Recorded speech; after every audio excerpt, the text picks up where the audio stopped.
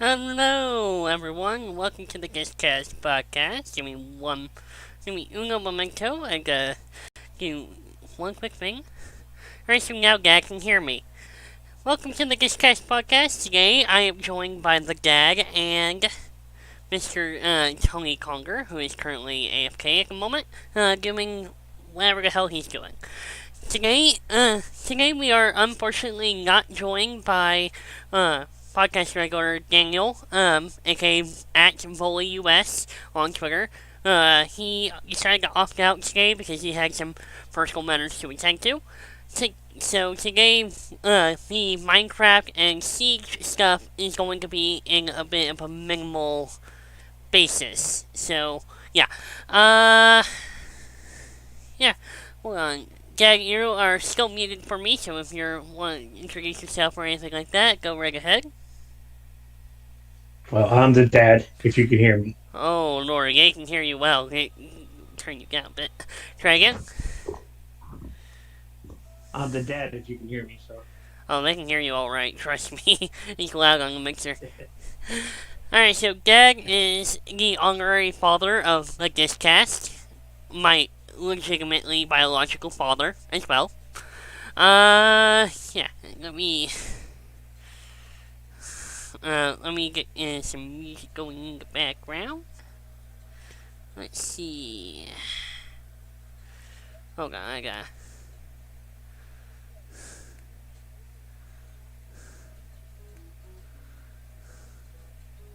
There we go. So I'm gonna have that running in the background for a little, for our podcast. Drop it down like 3 or 4, so it won't be so loud. Oh. I don't hear nothing. Well, you won't hear anything because it's not in the stream. It's on the stream, not the podcast. For the record, all the music you've been hearing has been, except for Desert Amongst the Dark Manor, which was written by my friend Spencer Crew. Hold on, let me fix this real quick. So yeah, today we've been having some more technical difficulties regarding a lot of stuff. We had some oversleeping as well, so I mean, you know how that goes. So yeah, Daniel decided to opt out, so you got me, you got Dad down here, and then you got Tony off to the right, if he ever decides to unmute and come join us. But yeah, so all the music that you've been hearing on my streams as of late has been stuff that I created back in high school on an app that I don't even know if it still exists anymore. It's called Beatwave or whatever. So this entire album of music, I haven't really released it publicly at least re-released it publicly in a more traditional format. I can try to find out a way to do that. If you guys like the sounds, if you like the music, that's perfectly fine by me. Just let me know. Send me a message at CallonAzuli4968 if you want to hear the music. And I'll gladly give it to you guys. So, if I can just get a hold of Tony, let him know that we're live. God. Okay, I'm here. Oh, there you are. Oh, everyone. Yeah, I was watching the quick thing. Hello, I am the. Hold on. I got. lan626. I see about lowering your volume a little bit. You're pretty loud. Oh, I don't even have the microphone right by my mouth. I have it. No, it's probably just my personal volume on my TV. So, yeah, let me turn you guys up a little bit. But yeah, welcome, everyone give a big welcome to lan626, aka Tony. Hello, greetings and salutations. Also, if you were wondering, I was keeping an eye on how things were going on the stream itself. Okay, so Tony is essentially this week's honorary mod because my internet issues are kind of shit right now. So because Daniel is not here to talk Siege and Minecraft with us, I'm gonna go ahead and blow through some of that real quick before we go into the actual movie talk, because we got some stuff to talk about, as Tony and Greg very well know. So, first things first, I want to address something that happened last week on last week's Hunger Games. Last week we had a little bit of a mini controversy regarding some unfortunate cheating. Last week we had a couple of illegal items out on the field in the game. We haven't been able to decipher or find out who put those items on the field. At the time, I believe it was Hayden, because my little brother does have a history of trying to make the odds better for himself. But again, that is in the spirit of the Hunger Games. So, after a little investigation, we still haven't figured out how those items got onto the field, but we have decided that Hayden will keep his championship for the rest of the month, and he will be participating in the next Hunger Games should we complete the revamp by that point. So, getting to the next point, the revamp. Me and Daniel have been working tirelessly in the past week to make Hunger Games a much more aesthetically pleasing looking game with updates to all the different biomes, and I mean all of them. So hopefully the next Hunger Games will the next Hunger Games will be a lot more fun to watch, as well as fun to play. For example, we have changed some of the items that will be in the Hunger Games, as well as we have me and Daniel have decided that the next Hunger Games will be played on easy difficulty rather than peaceful. This means that every player will have to have food. Will have to find food out on the floor, and will not regenerate health unless their hunger is fully saturated, in the normal tradition of Minecraft. However, this does not mean that we're going to have to face hostile entities, hostile mobs, like zombies and all of them, because me and Daniel figured out a way to turn those off in the games and everything. So the only hostile mobs or entities that players will have to go up against will be the other players. In fact, we also have a former champion in the call today. Mr. Tony was the champion of, I believe, the 4th or 5th Hunger Games. I can't remember. I think it was the 4th. I don't remember either. I think it was December's Hunger Games. Yeah. Yeah, because it was December's Hunger Games because you were the champion before, and then Hayden became champion last week. So, here's that. So, as far as tonight's stream, I don't know who else is going to be there. I'm going to be there, Dag might be there, I don't know who else is going to be there. So tonight might just be another build stream, I don't know entirely. But if we do get enough people to play tonight, we will be doing what I call CallonAzuli4968, which is basically a Minecraft recreation of the shipment map from Modern Warfare 2019, which is something that me and Daniel have been working on off and on again for the last couple of months. So that's in the game, and we will be working on playing on that. Maybe tonight. If we don't, we will get around to it before the next Hunger Games. Moving on to Siege content. This past Thursday started off the True Road to SI playlist, which is a retool of last year's Road to 6th Invitational playlist on Stadium. It's a remake.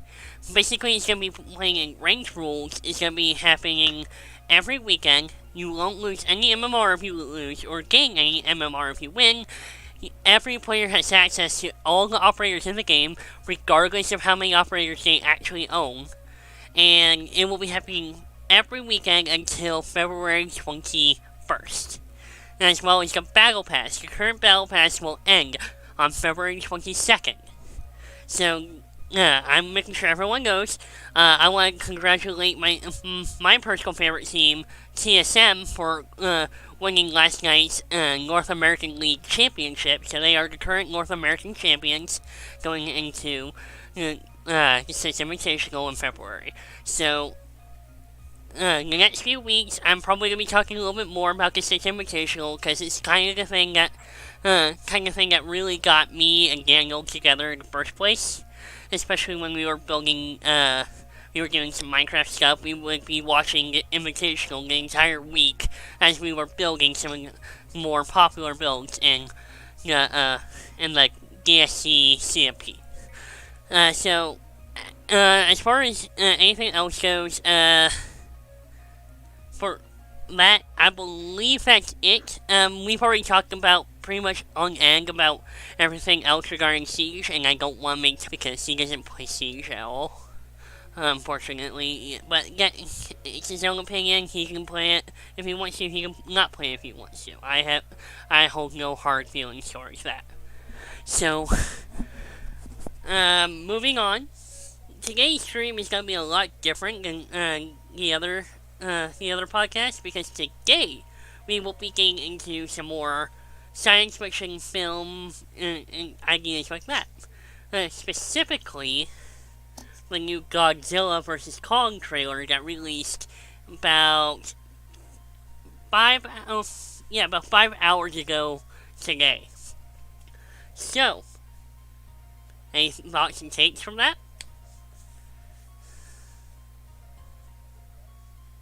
This is where y'all come in. Personally, I can't wait to go and see it. I've been stoked about it ever since both the original Godzilla back in 2014 came out, and when Kong Skull Island had its release as well. I figured it was going to be happening, so I've been keeping my fingers crossed that the movies would be continuously successful, and with what's going on right now, it's actually happening. I mean, I've been personally looking forward to a good Godzilla movie ever since I first started getting into Godzilla. Actually, Dad was there for that, and I am kind of embarrassed to say that my first ever experience with Godzilla was the Roland Emmerich 1999 film that he showed me before he showed. I am embarrassed by that because that movie was trash. So trash that Toho. Because I watched it too. You watched it, but it wasn't your first experience with Godzilla. I don't think it was. No, it was. Oh my god. I'm not gonna say what my first experience was. Why? It was, but because then. Oh, good. Continue. Sorry. I was gonna say my first experience with Godzilla was before both y'all were probably born. Wait, which one was that? Like, destroy all monsters and everything like that? No, it was the TV series. Oh, yeah. The one where they include, what was it? Godzuki? Yeah. Yeah. All the different creatures he had to fight. I remember seeing reruns of that, but I think that happened after I saw the Roland Emmerich one. Mm-hmm. I remember there being like a. I remember finding them on TV somehow. I remember finding but that was after I'd seen the movie. Didn't they do like an animated series sequel to the Emmerich film? Yes, they did. Yeah. And they had, I believe, 2 games. I do remember that there is a Game Boy Color. No, yeah, it was a Game Boy Color for that Godzilla movie. Based off the TV show, not the movie. Right. And I remember owning it, playing it, and beating it basically half to death about 16 times because it was a quick, easy game to go through. Yeah. I mean, true, yes, I will admit, me and Tony's first real experience with Godzilla was the 1999 film, which Toho hated so much that in the next big Toho Godzilla movie, Godzilla literally kills Zilla, as he's called or whatever, which is probably one of the most funny things I've ever found on YouTube. But going forward, ever since Legendary Pictures got a hold of the American rights to distribute Godzilla films, the 2014 film in particular, which I rewatched this morning in anticipation of the new trailer coming out and the new movie coming out in March, by the way. Speaking of which, talk about a time to release the trailer. I mean, could they have waited any longer? What the hell? I mean, the movie was originally scheduled to come out. I think they just wanted to get everyone's hypes up. Right. Yes. So here's the thing: the trailer came out today, January 24th. The movie comes out in literally 2 months. No other movie has ever released a trailer and then released a movie that soon afterwards, unless it was going straight to DVD or like one of those terrible Sci-Fi Channel movies or whatnot. I mean, this is a big budget Hollywood monster movie that was supposed to be released back in May last year, but it got pushed back. Part of which I'm actually happy for, but that's what I'm trying to say. It's like you've had the movie done since May, but they haven't released a trailer yet until today. Well, I do know they had to go back and redo some of it. Yeah, I mean, so that could be the reason why they had to wait. I mean, true, but I remember reading reports that the movie was done back in August. Like, it was completely done, ready to distribute back in August. Well, as you may know, any movie may be done early, but 9 out of 10 movies are usually have to do reshoots or editing, may have to redo something because it may not be working right with it.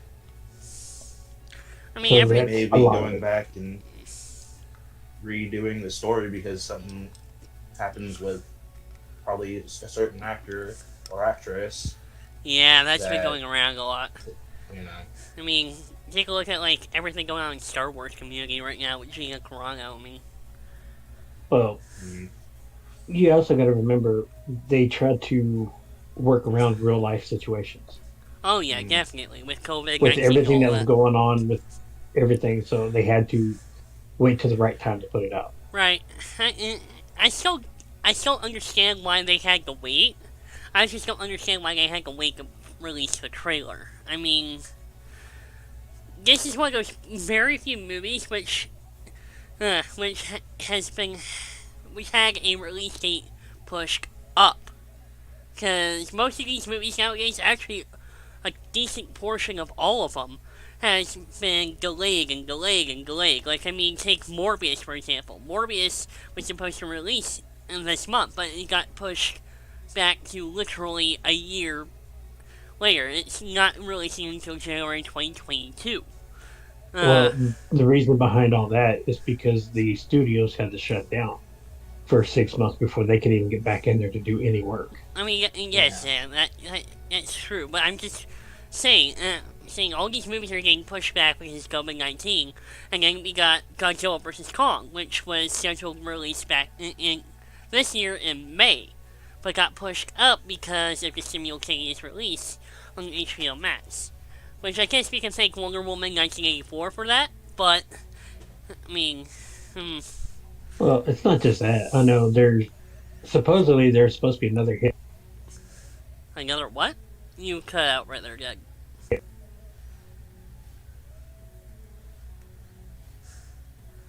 Okay, technical difficulties.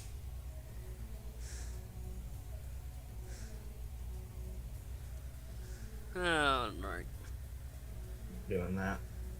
Well, especially with the way they just like to rush through movies and get it together. I'd rather have them take their time and get it right. Yeah. Oh, Jesus. I gotta change. Are you back? Yeah, I'm back. Stupid thing. I gotta change it. I gotta change the strings around. Just give me one moment. That puts Gag back where he's supposed to go on the stream.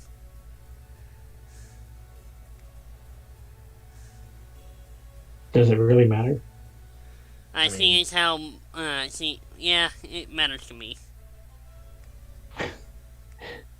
It's your OCD coming out there, Josh. Mm-hmm. I was never, yeah, maybe. Hold on. You get that from your mother. I get a lot of things from my mother.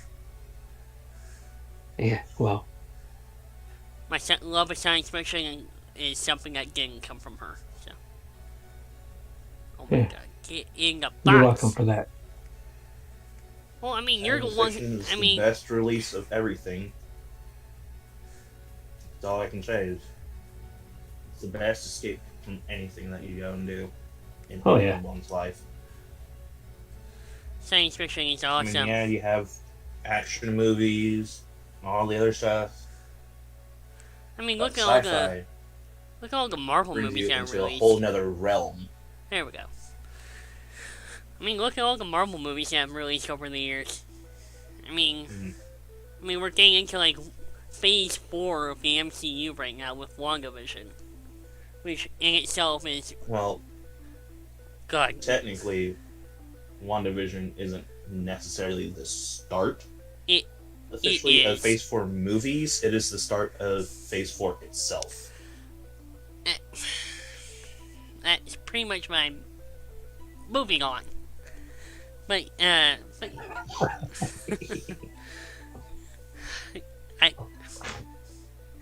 Tony, I hate you. Sorry about that. My actually voice decided to come out. Yes. Yeah. I can tell. Super nerd here when it comes to Marvel. Oh, you may be a super nerd, but you ain't as geeky as my dad is when it comes to 501st. That's fine. I'm just trying to get into it and understand it before I even go and become super nerd for that. I'm going to take my time on that to understand everything before I go. And that's perfectly fine. It took me a couple years to get everything together, so. Well, that's... I mean, I'm technically an honorary member of the 501st because I've never actually gotten approved to be in the 501st yet. But I've gone on so many trips with Dad before and all that stuff, so. For the record, in case anyone wants to know, Dad, could you explain what the 501st is as a representative of said 501st? The 501st is a Star Wars costuming group that goes out and does charity work for like hospitals and cons and stuff. Where basically we dress up in the authentic Star Wars costumes to help please other children and other people. It's all free, no one gets paid. So we do it out of our own hearts. Which has been an amazing experience even for me. Just to go out there, to go with him, to help him out with everything that he does. The past few years, even though it's not necessarily the reason we go out, we have been provided with free tickets to go see like the new Star Wars movies on opening night and everything. And that's just an added bonus. But the best part about all of this is like going to these premieres, standing out there and watching as the kids walk up, and the best part is seeing all the adults light up when they see these people standing out there in full-fledged TIE Fighter pilot, Stormtrooper, Darth Vader costumes, just being there. It's an amazing thing to see. I'll say this. One of the most amazing things is to have a kid come running up to you and give you a hug, not knowing who you are, but they know your character. And just seeing them smile. Oh, I'm sure when you can actually see. Well, granted, the helmets are hard to see out of, but we do see them come up. Yeah, the 501st is an amazing thing. I'm actually excited to see what new costumes people are gonna come up with all the new High Republic stuff coming out. I'm personally, I'm keeping my mind away from the New Republic stuff at the moment. So, yeah. I know New Republic it just started and everything, so... Oh, it's not New Republic, it's High Republic. My bad. Yeah. Well, it's basically the New Republic, but yeah. Dad, your face cam turned off. No. I did it on purpose. Oh, well. Well, now you're in my spot. There we go. Well, no, it was... No, I'm talking about on the stream. Oh, his stepmom walked by, so... Oh, that's fine. She hates being on camera. Understandable. It's understandable. But the High Republic, of course, takes place just before the regular Republic, but way after the Old Republic, if I remember correctly. I believe last I heard, been a while since I've understood of it. Last I heard, the High Republic took place, or it ended 50 years before Phantom Menace. That's basically all I remember. Say it's kind of a prequel to the Phantom Menace, a sequel to the Old Republic. Yeah. Okay.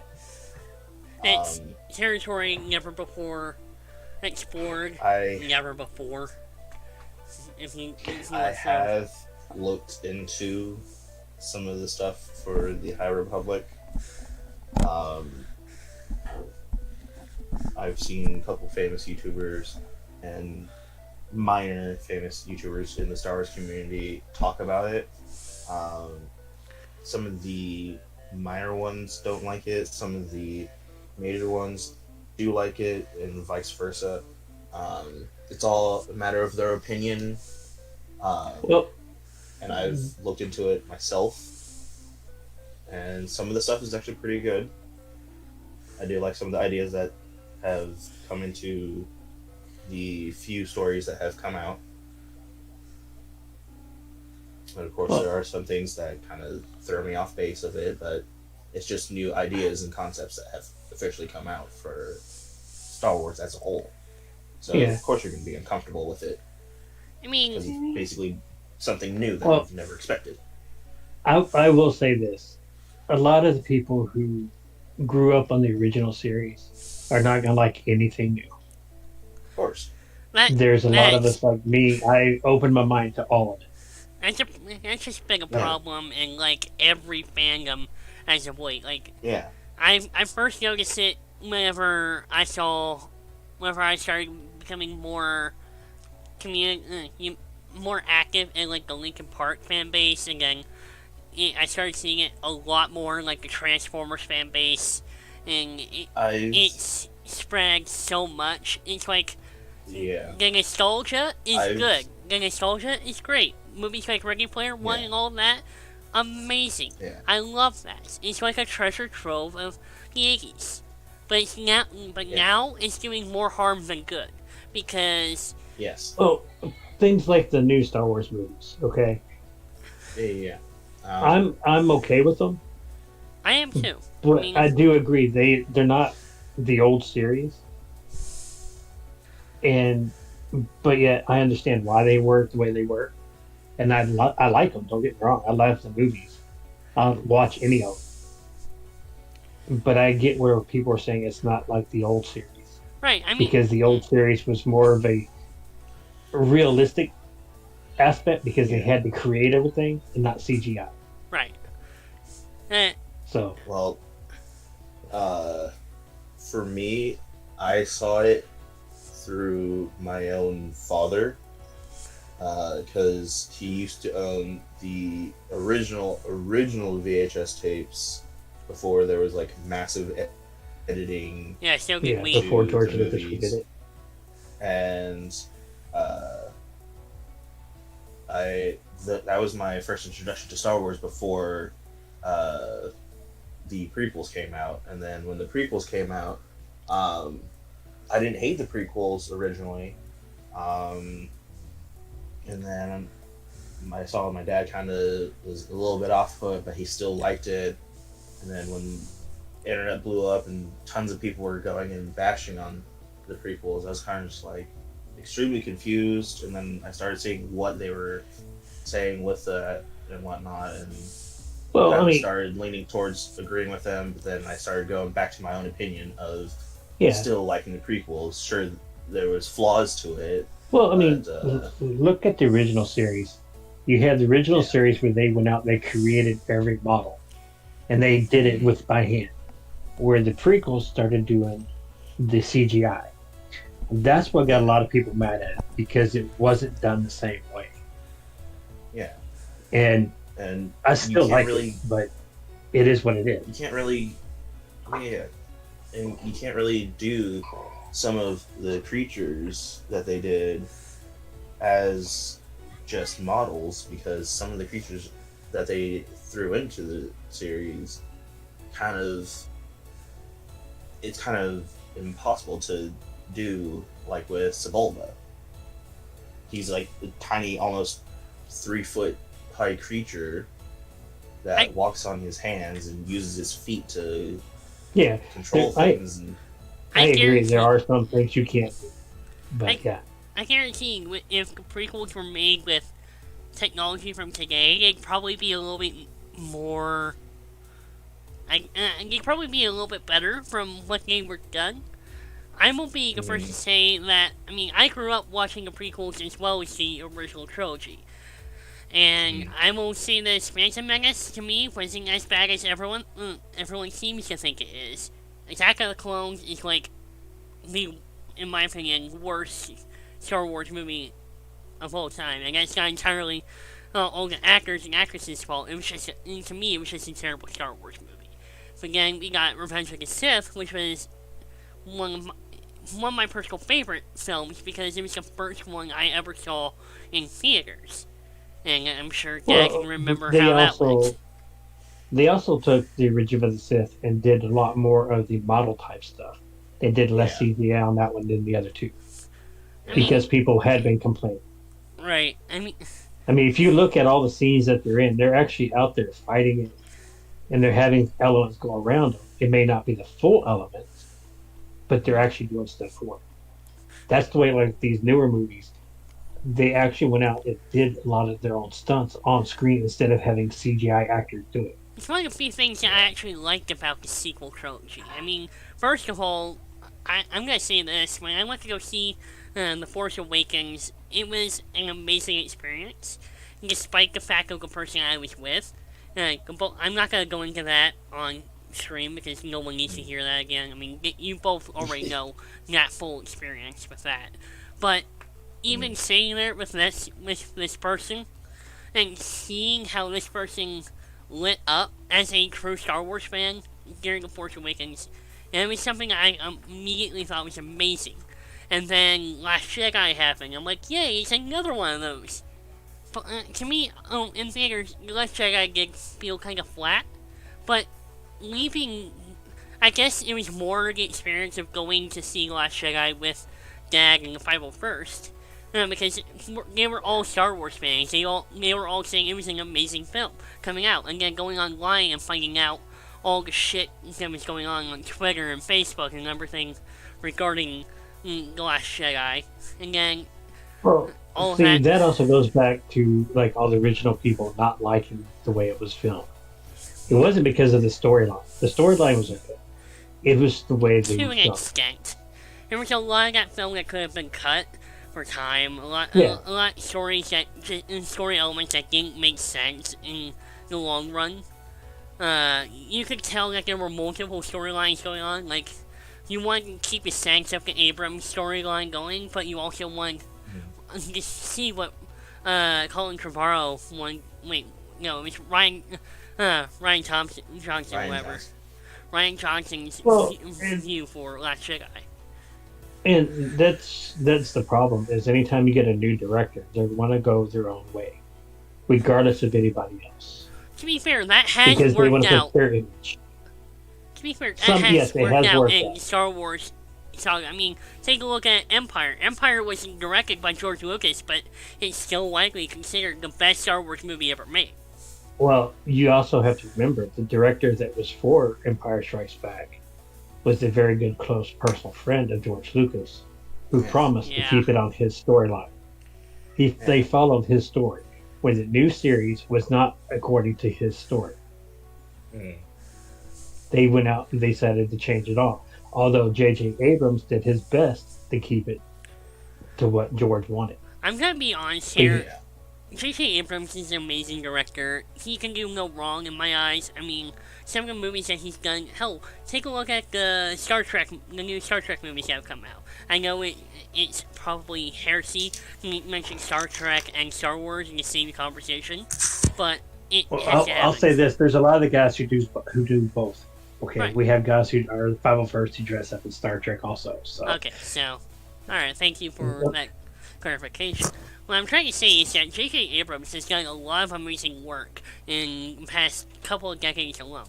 Hell, the whole reason why J.J. got picked to be the director for the first Star Trek movie was primarily because of Steven Spielberg and everything like that. So yeah, they were good friends. So it's like, I understand that if J.J. Abrams is gonna make a movie, it's gonna be a spectacle. It's gonna be a really good movie. Yeah, he's gonna work with what he's got. Unfortunately, what he had was Kathleen Kennedy in his ear 24/7 all throughout Rise of Skywalker. Yes. Because Solo and Last Jedi fell flat. And that there is why when you see like the Mandalorian series, Jon Favreau and Dave Filoni do not go by what she says. They do their own thing. They basically told her just to F off and I'm going to do it my way. And which was the way George Lucas did. If you look at that series, beautiful. Everything that they've done in that series isn't all CGI. The only thing that's CGI is the background. And the background is so perfect for it with that new technology that they really don't need everything else. I mean, but they still went back to George's way. Alright, I'm going to go into tiny spoiler territory regarding The Mandalorian right now, so... Alright, ending scene... The only...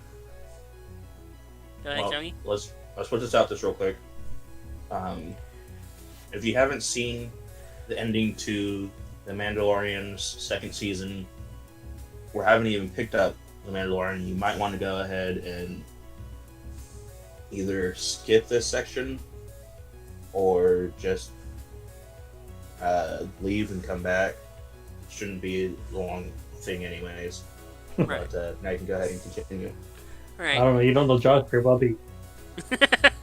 Yeah, I honestly have no filter regarding spoilers. If there's something I want to talk about, I talk about it. But I'm also giving people advance warning that we're going to be talking about this. So, end of Mandalorian Season 2, Luke Skywalker walks in, and it's just amazing.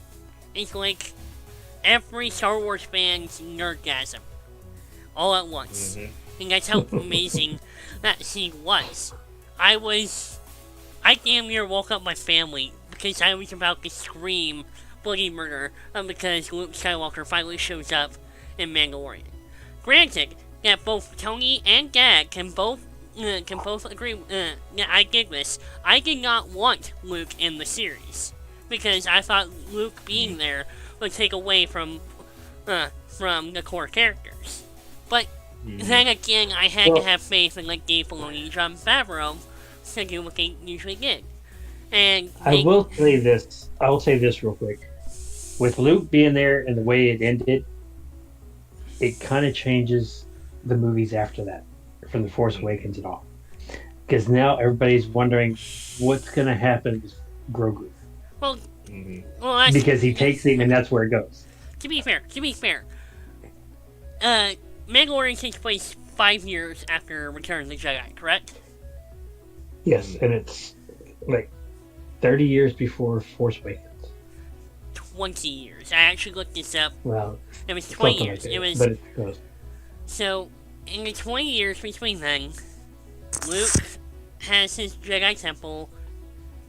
Kylo Ren shits on all of Luke's dreams. Luke goes to Octo and in that's what I'm saying. what happens to Grogu after that. Personally, hopefully in the Mandalorian series they're going to kind of show that and tie them a little bit more together. Right. I mean, but I think this next season it's going to be more about Mandalore than it is anything else. Which I'm perfectly okay with. The Mandalore episodes of, like, the Clone Wars and Rebels were some of the best episodes in those series.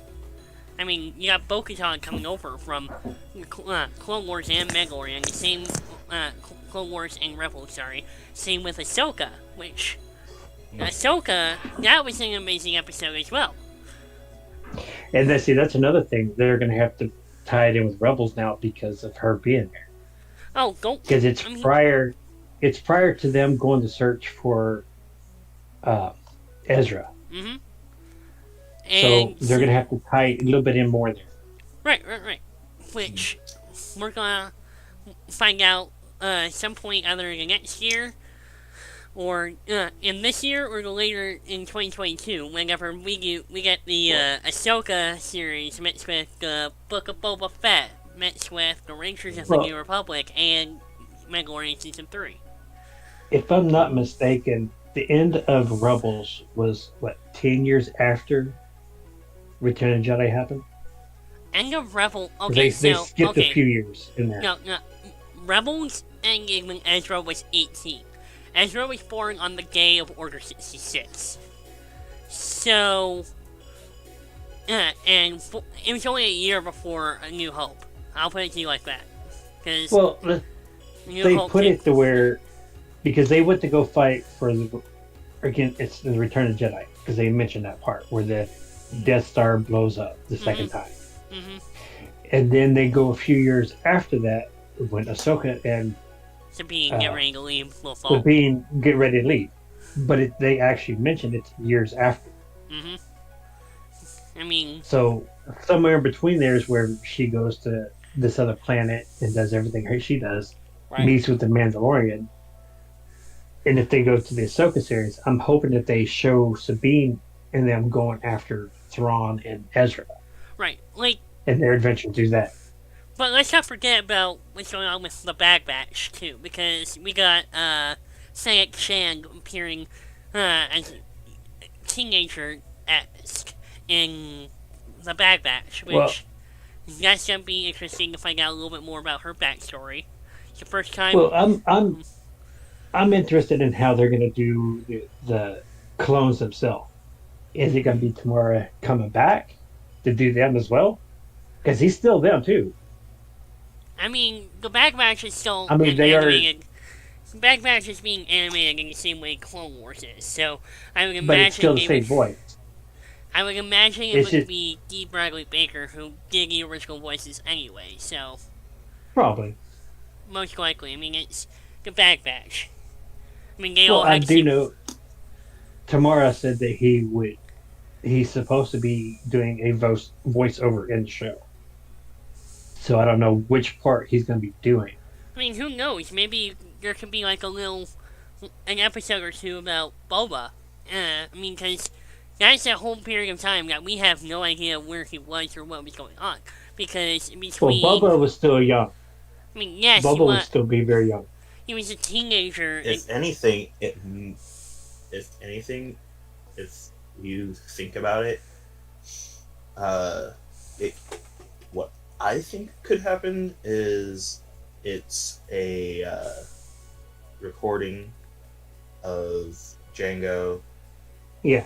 Before he died, where he kind of tells him what's going on. To do. Yeah. I mean, that's what I'm thinking. If anything. To me, I would love... Or it could be a flashback or something. Yeah. Yeah. For me, I would just love to find out more... Get some more Boba content. I mean, I know we're gonna get, like, a Book of Boba Fett in December this year, which is gonna be an amazing show regardless because of what happened in Mandalorian. And especially with Dave Filoni and Jon Favreau still attached for that. But I still would like to point out that we still have End of Clone Wars, which was End of Revenge of the Sith, all the way up to A New Hope. That we have no idea what happened to Boba. I only say A New Hope because technically in Star Wars canon, he appeared in A New Hope because of the reissues and whatnot. Yeah. Well, even then, it was so brief you wouldn't even notice it unless you really were looking for him. He walked literally right across the damn screen. Kind That's of what I'm hard not saying. to notice. If you actually aren't looking at it to notice it, you would never notice it. Yeah, if you're not paying attention to it, you're kind of just because you're more actual story. Yeah, it's like in Empire Strikes Back, the guy with the ice cream thing. You don't really see him but a few seconds, but the dude is a major character now. Yeah. Okay. The thing is, throwing Boba into anything, sure, it can go and please some of the fans, but like a simple cameo of him walking across the screen, it doesn't change anything to the story. No. I mean, true. No one's gonna care about that. No, I mean, the only reason I care is because Dave Filoni worked so hard to get Boba-related episodes into the Clone Wars. Like, for example, the entire episode where Boba and his assassin team take down the entire Jedi cruiser just to get the Mace Windu. Or the episode in Season 5 where you see Ventress and Boba working together on a bounty hunter mission. And he's a lot older at that point. So it's like, I want to see more of what Boba went through between the last scene of him in Clone Wars and the first scene we see him in A New Hope, Empire Strikes Back. You know how it goes. I mean, Boba's always been an interesting character in Star Wars Legends and Star Wars. Who knows? With the new series coming out, who knows where they're going to start off at? They may do that.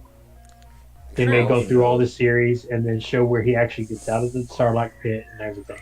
We don't know yet because it's so hushed. Mm-hmm. And I'm glad it's hushed, because if anything was spoiled, I would be beyond disappointed. Because because you know what something that they throw in because they say F it. Here's a quick shot of how Boba gets out of the Sarlacc pit, and then voila. It's like with this last episode of Mandalorian. Keeping Luke a secret for as long as they did, with all the actors and everybody on the stage, it would literally be impossible to do, but they did it. I think such a surprise that, I mean, you can't say words for it. I mean, COVID probably helped out a little bit with that as well, so. Yeah, but you can't say that all movies can pull that off exactly as well as they did, because movies are always going to be a big thing, and TV shows aren't going to be as big, but with how great The Mandalorian has been, there's probably people trying to get as much information as possible, as best as they can, even when COVID hit. Then, they're out there trying to sneak into the picture, look over the sets and everything. I think that's why they try to keep it mostly closed set. I mean, I've seen what's going on. I've seen what's been going on online with the new Spider-Man movie and everything. Because I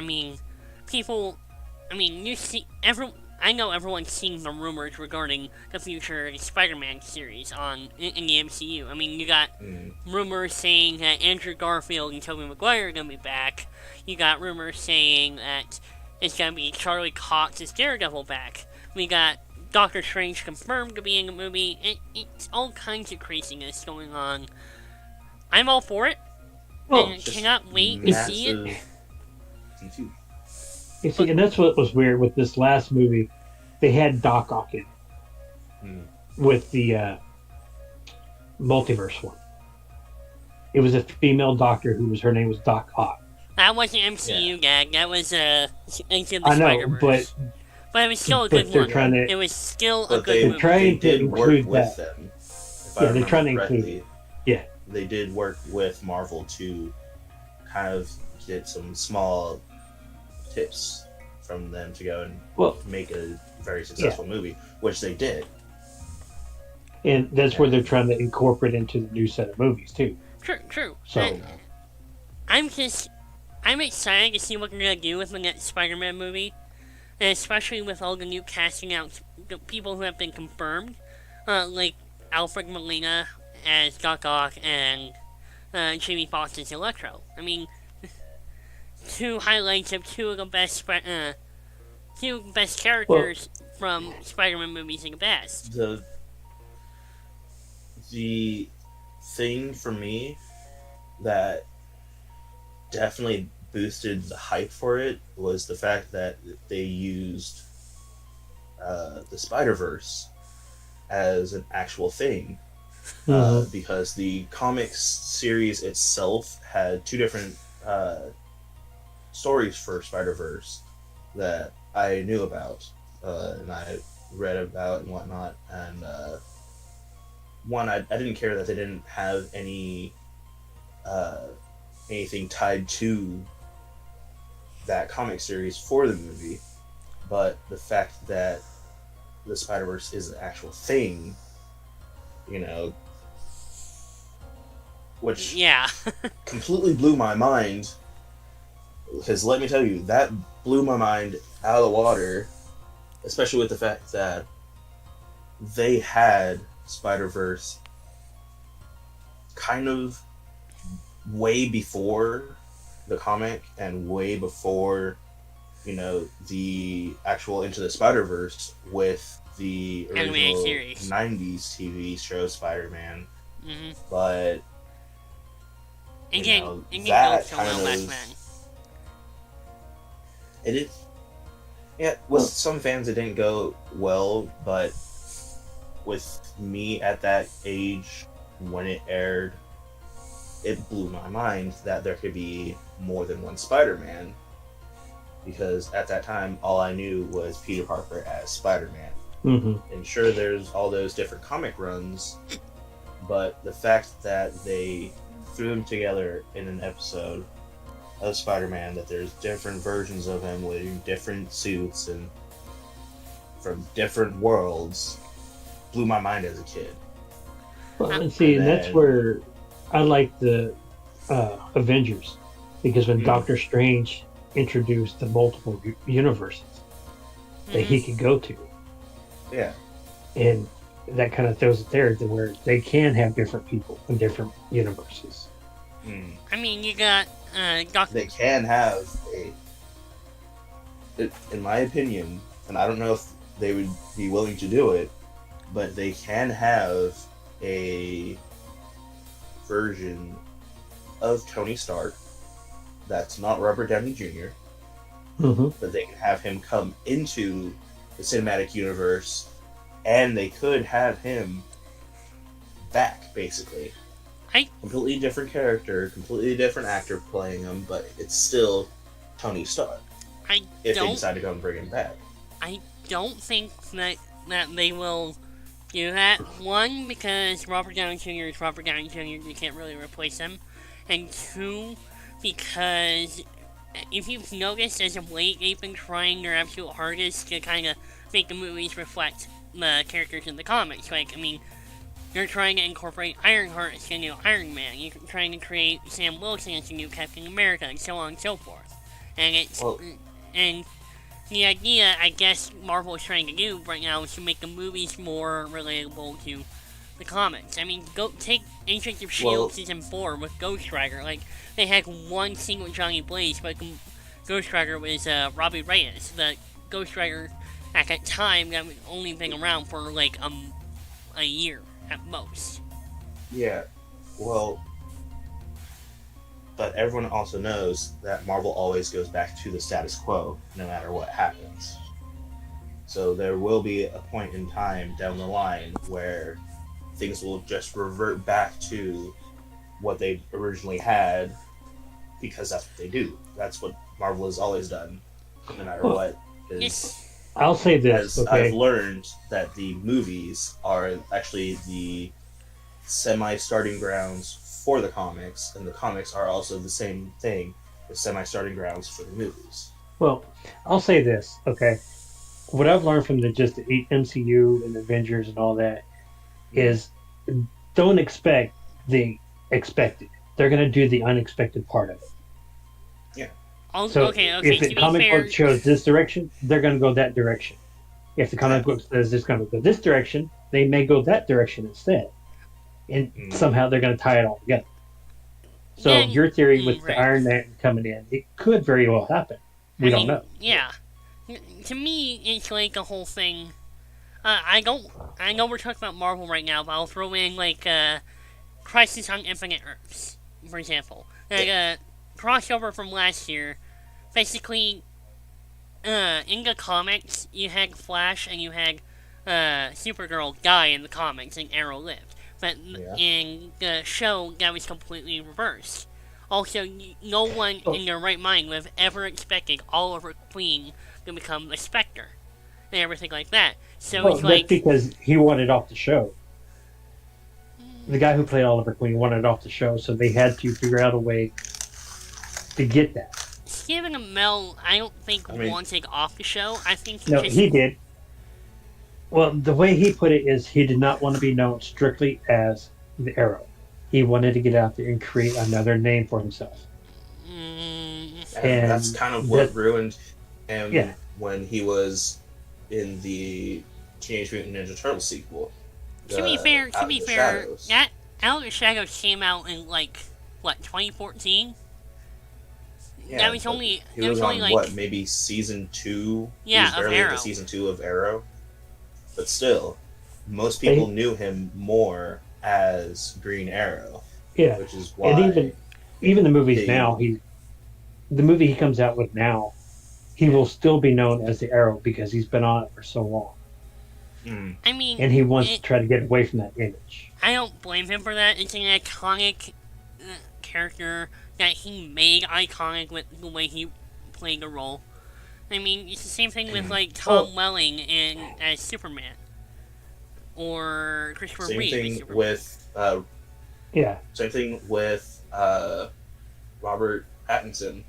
He's trying to change his role from being that vampire character from Twilight, which is why he's going and taking on the role of Bruce Wayne. He went from a vampire to a guy who literally dresses like a bat.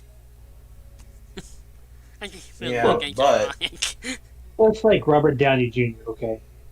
He will always be known as Iron Man now for any of the generations here. Because he's been there for so long.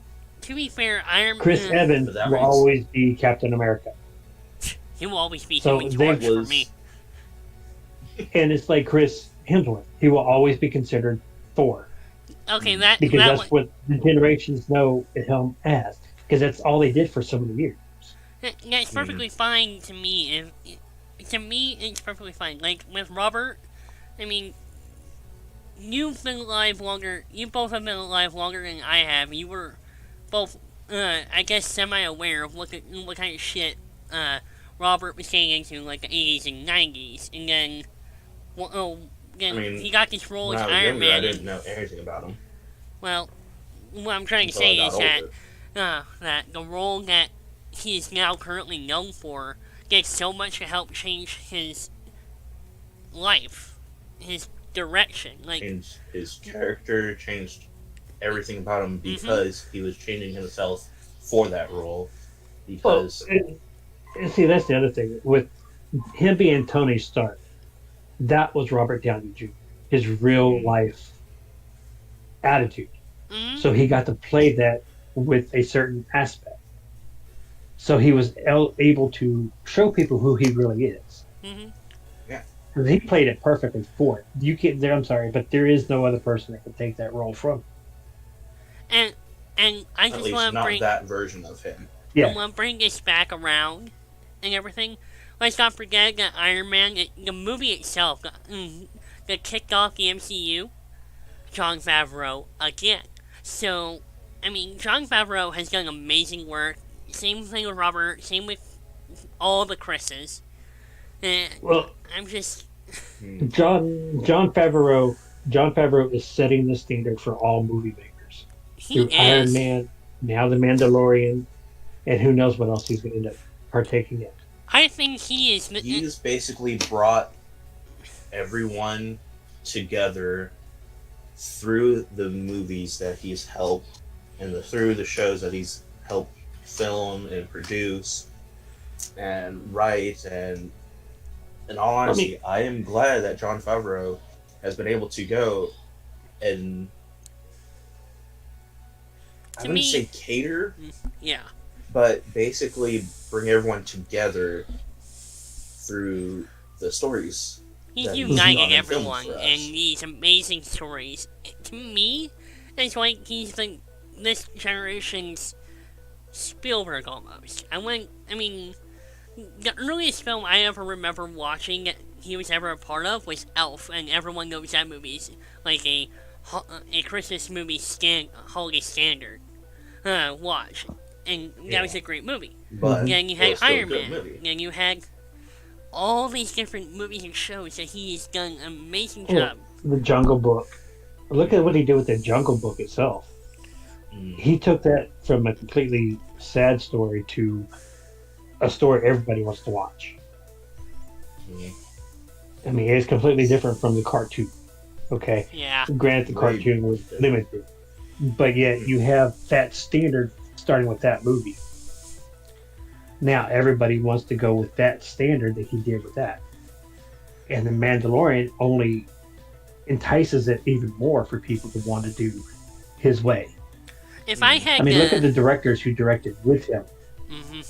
They all said he's probably the best director that they've always ever had.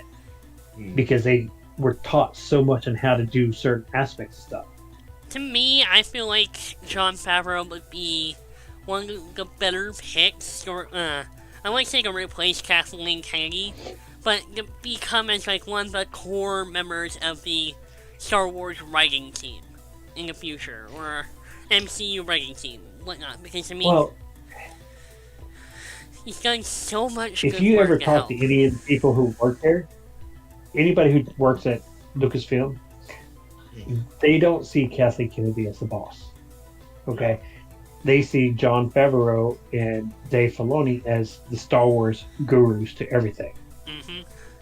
They go to them before they go to Kathleen Kennedy. So they're already in command, essentially. And she still has command only by title. She still has to make the final decisions and everything. The only reason she's even there is because she helped form Lucasfilm back in the 70s, 80s? Yeah, she was there at the beginning. With Steven Spielberg, George Lucas, and her husband, whoever his name is. Yeah. So, she's only around because, one, Disney wants someone who actually has been there from the very beginning, and it's not George Lucas. And between us, I think that Disney should just stay out of it, let them do their stuff.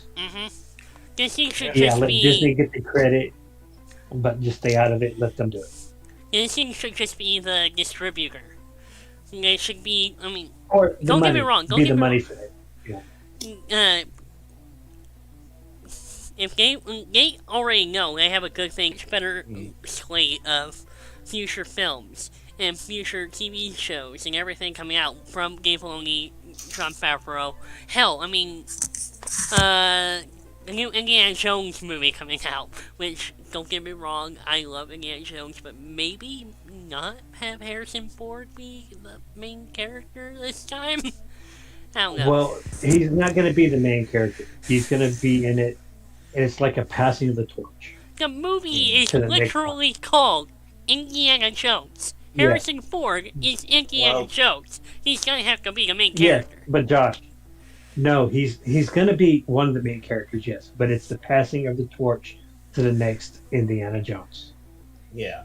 I'm going to be honest This is his final one. If you do remember, I don't think they're going to bring Shia LaBeouf back for it. No, hell no. Crystal Skull. What movie? I couldn't remember. It was so bad I slept through it. But Kingdom of the Crystal Skull, his Shia LaBeouf's character was basically Indiana Jones the Third, or the second. That was literally his name. To him. That was literally his name, Henry Jones the Third, in the movie. That movie was supposed to be the passing of the torch, but it flopped Which they failed to do so. miserably. And that's why they're redoing it with a new actor. Mm-hmm. If I'm being honest here, I wish they would stop with the passing of the torch type movies. Just don't get me wrong, I love watching old movies. I love watching all this stuff. But, I mean, it's become kind of stale to an extent. I mean, every now and then you'll have a next generation series, like Cobra Kai, that is actually amazing. But most of them it doesn't sit well with me. It's just too much nostalgia, not enough good story. Look at it this way, though, Josh. Okay, Indiana Jones is our generation's movies, right? They have to get it set up for the next generation, which are the kids younger than us. They don't have That's what they did with Star Wars. That's what they did with Star Wars. They didn't have to do that either. Well, I'm trying to... Yeah, they do. I mean, you have your mindset away, like, they don't need to explain stuff. Okay. No, it's not that. It's not that. With the Star Wars series, they had to go back and explain. I can understand that with the prequels. The last three, no. I can understand the last with the three prequels. I gave you, no, they shouldn't have. The only one that has come out, the only Star Wars movie that has actually come out in the last few years that I believe deserved to be made was Rogue One. The Solo movie, albeit good, was not necessary for the overall plot. It was like one of those fun, run-of-the-mill movies. The sequel trilogy was not necessary to the Star Wars chronology. That's why so many people don't want it to be canon anymore. If you actually look at it, though, yes, they needed to make the next three to explain what happened to the characters. Because if you look at Return of Jedi, it just ends right there with all them together. And now, with all the books that come out afterwards... No, well, with all the books that came out after that, they almost had to. Now, if they would have quit writing the books, it probably would never have happened. But if you look at the book series, it's so spread out now that they can make any movie about Star Wars they possibly can. Basically, what I'm trying to say at this point is, like, look at what happened with Arrow. The reason why Arrow ended wasn't because it was canceled, it was because they finished the story. It worked perfectly for the story of Oliver Queen and everything like that. Now, bringing that over to a big name franchise. You have a beginning, middle, end. If the ending, once you get to the ending, if everything is explained like you said, then don't keep dragging the franchise through the mud. Okay. I mean, look at what happened. Let me say this. Okay, with Star Wars, he already had 9 movies ready to go. He already had his 9 scripts ready. So they had to finish the series. Now, I agree with you, things like Solo probably didn't need to be there. But it did go back and explain some of what happened with Han and Chewie. Okay. They want to go back and answer questions that people had. And it's the younger generations are those that have it. But you have to see it from a movie person's perspective. You like watching it. Okay, if you go in there and you read a script, you don't know what's going to happen to the character afterwards. Okay, so you want somebody to someday come back and redo and say, hey, this is what this character did before. Now, I will say the Solo movie, they dragged too much of it out. To me, the Solo movie would have been much better as a Disney Plus TV series, if you ask me. Yes. That's why I like The Mandalorian, because it's not an actual movie. It's a TV series where they can take the story and just continue it on. They have the liberty... Instead of just doing one big compact movie. They have the liberty of fleshing out the story in a way that people can actually understand it, it makes sense, and give characters the development that they need. And that's where they can go in there and say, this is the story they want to do today. Okay, this is the story they want to do the next day. but those two stories can expand out to where they explain what each story is going to be instead of one long movie. They can take it and put it in multiple movies, multiple shows. They can explain everything a lot better. Where in a movie, you're so time constrained.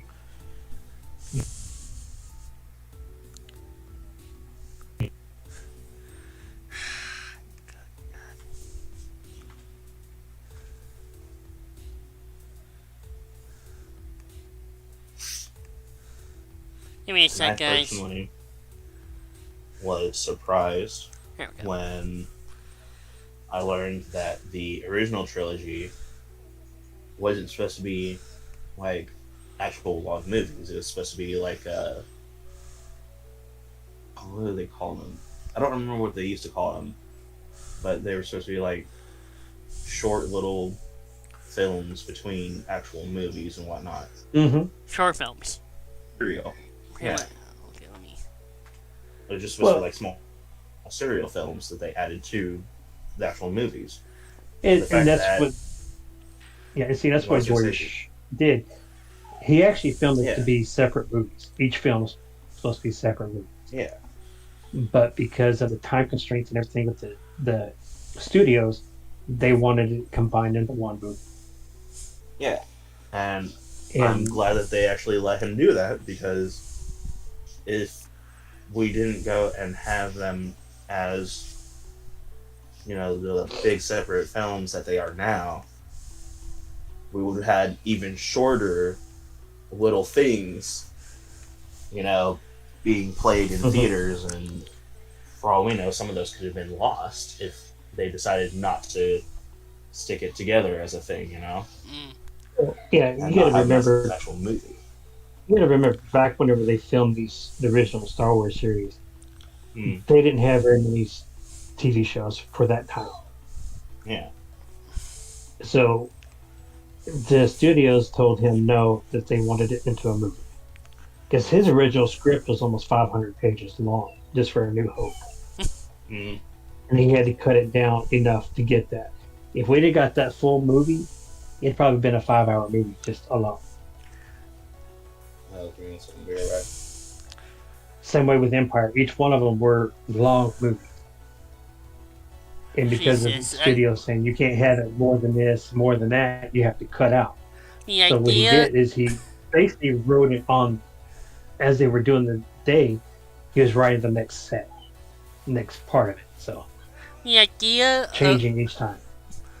I don't know about you guys, but the idea of like the original trilogy Star Wars movies being made like the extended editions of the Lord of the Rings movies, that actually sounds amazing. Like I wouldn't mind if one day they went back and actually took those scripts and released them in full, so we can actually get George Lucas's original full-length story for all of Star Wars. I would love to see that. But and they may never do it. Right. But you might because in his original script, the movies between A New Hope and Empire Strikes Back, there was no gap. It actually showed what happened to the Empire afterwards and why they were on Hoth and everything else. But because of the movies, they had to cut it. Okay, to be fair, they have explained some of that stuff in the Marvel comics and everything like that. So, I guess they have fleshed out this. Well, that comes from his script, though. The guys who wrote those Marvel comics came from that part of the script. Right. Where they can actually do that. Where in the movies, you can't, because people don't want to hear some of it, they have to cut it. Right. To reiterate, I mean, that's what I keep trying to tell you with these other movies that I write. Is it's good to go into some detail, but then you lose your audience. Yeah, you have to cut some of it. Right. You have to pick which part you want to do. You can't keep everything that you want in it, otherwise everyone loses interest and it will flop. Like with certain people when they watched the original Punisher, some people didn't like it because it lost their interest, and others absolutely loved it. You know? To go back to the only thing I'd like... Go ahead. Go ahead, Josh. Go ahead. To reiterate the point that I was trying to get around to before is that don't get me wrong when I say that I don't like the next generation handoff movies or TV shows or anything like that. Because a lot of those are actually decent stories. I mean, take Cobra Kai, for example. Cobra Kai is both a sequel to the original 3 films, as well as a next generation type film, type show, which is a perfect blend. I understand what they were going for that. It was 3 films. The original 3 films, and everything like that. That good type of next generation story is okay. But if you think about it, they've been doing a lot of nostalgia flicks, the next generation hanging off. Don't get me wrong, I understand that they need to keep franchises alive so they can make money off of them. But at the same time, as much as it's helping them, it's hurting them. Because, I mean, there are franchises that have actually benefited from continuing to be done. For example, Godzilla and the James Bond films. I mean, Godzilla is coming up on 50 years. And James Bond is coming up on its 25th film in the entire franchise. And that's okay. For some franchises, it works. Star Trek, Star Wars. It works to an extent with those. But even with the Star Wars films, these last 3 films have turned away so much fan base than what they used to be. Mm-hmm.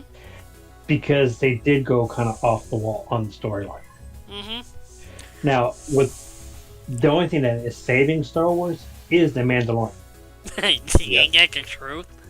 And then hopefully these next set of movies that come out with the directors who were part of The Mandalorian, who understand what their vision is, they can restore that. I'm excited to see what Patty Jenkins does with the Rogue Squadron film. Because, I mean, that's like a fighter pilot war movie, but with X-Wings. So, well, yeah. That's going to be an interesting the one thing to watch. The one series I don't agree with is the Cassian series. Okay. I don't need to go into his story. No, because he was there and that was it. I mean, they've been talking about doing that ever since Rogue One came out. So, I mean, at this point, they kind of have to do it because they've been saying that they've been trying to do it for so long. But, and I mean, I understand that part. But to turn it into a big, long series like they're wanting to do, I think they're going to lose interest after the first season. To be fair, that's the exact same mentality most people had from Mandalorian before it started. So, I mean... No. That right there, you have to look at. You have more people that are Mandalorian fans than any other. Okay? Yeah. People were looking forward to that, so they had to almost do it. Mm-hmm. They could have went so many different directions. You have Jedi fans, you have Sith fans. I'm gonna give the casting Mandalorian the Sith acolyte stuff. Well, and then you have look at Cassian, okay? He wasn't even true the main character of the show. No. Of the movie. No. That was Jyn Erso. It was Jyn Erso. And he only got the kiss because he was about to die. Exactly. We don't need to go back and know his story. It's kind of like the Han Solo thing, okay? We really didn't need that one. But yes, it did explain a couple small things. The way I'm looking at it... But the story went 2 different directions. The way I'm looking at it is... He met Lando. No, with the Lando series, I agree. I don't think we need a Lando series. Don't get me wrong, I loved Donald Glover as Lando in Solo. He was one of the highlights of that movie, along with Alden Ehrenreich. He was a good Solo, too. But... Well, I could think probably just having one movie for Lando, but not an entire series. Yeah. Okay.